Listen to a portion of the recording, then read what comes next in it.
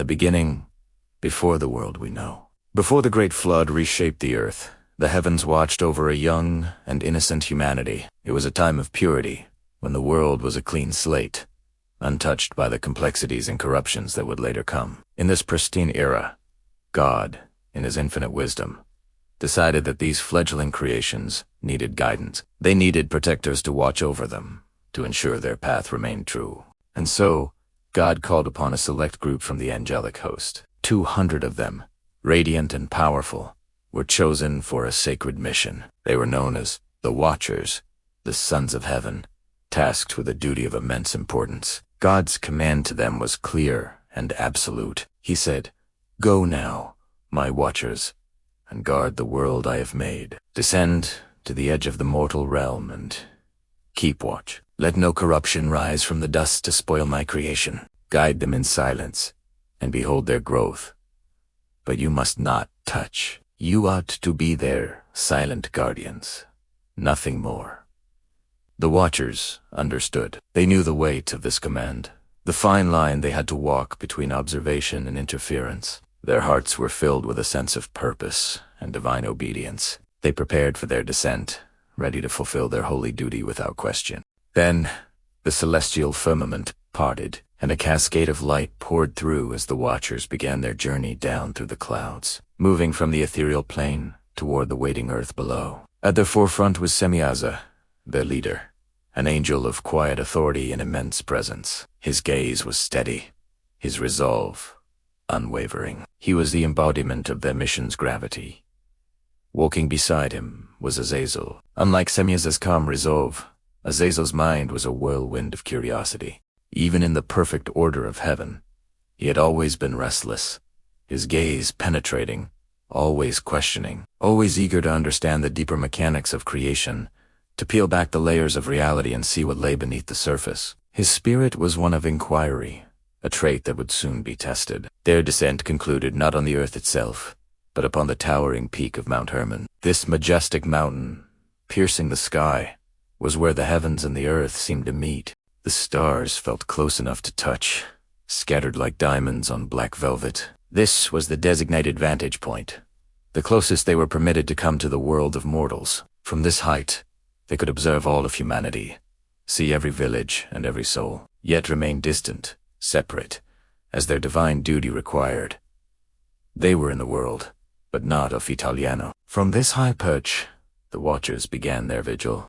Day and night, they observed it. They saw the first humans build their homes, cultivate the land, and form communities. They watched as children were born, their laughter echoing in the valleys. They saw the joys, the struggles, the simple, beautiful dance of mortal life unfolding. The Watchers saw humanity in its raw, unfiltered state, innocent, curious, and full of potential. For a time, their duty was simple. They watched, they recorded, they ensured that no external dark force interfered with humanity's development. But as the centuries passed, a change began to stir among them. The constant observation, the proximity to this vibrant, passionate life, began to have an effect. They were angels, beings of spirit and order, but they were watching creatures of flesh and emotion. They saw the beauty of the daughters of men. They were captivated by their grace, their laughter, their creativity. The Watchers, who were meant to be detached observers, found themselves drawn to the very beings they were sworn to protect but never interact with. Whispers began to circulate among them on the silent peak of Mount Hermon. What had started as quiet admiration slowly grew into a deep,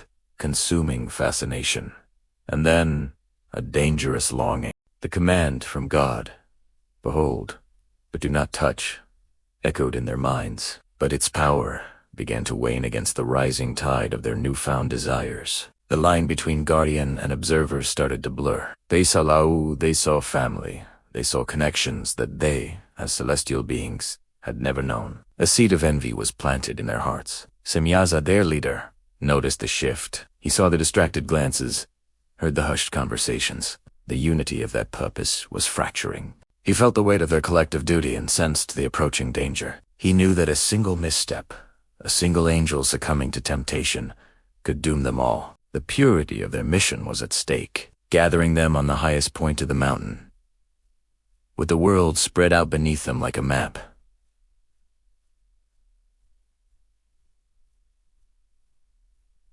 Semjaza looked upon the faces of his brothers. His voice was grave, filled with the concern of a leader who sees his ranks beginning to waver. "Brothers of heaven," he began, his voice carrying over the wind, "we have come here to watch over mankind, to uphold a sacred trust. But the earth is vast, and I see now that the hearts of men are not the only ones being tested. Our own hearts are being tried." He paused, letting his words sink in. "If one among us falters, if one of us breaks our vow, the burden of that failure will fall upon all of us. The consequences will be dire, not just for us, but for the world we are meant to protect. Therefore, let us swear an oath. Let us bind ourselves to one another, to stand together in this, always."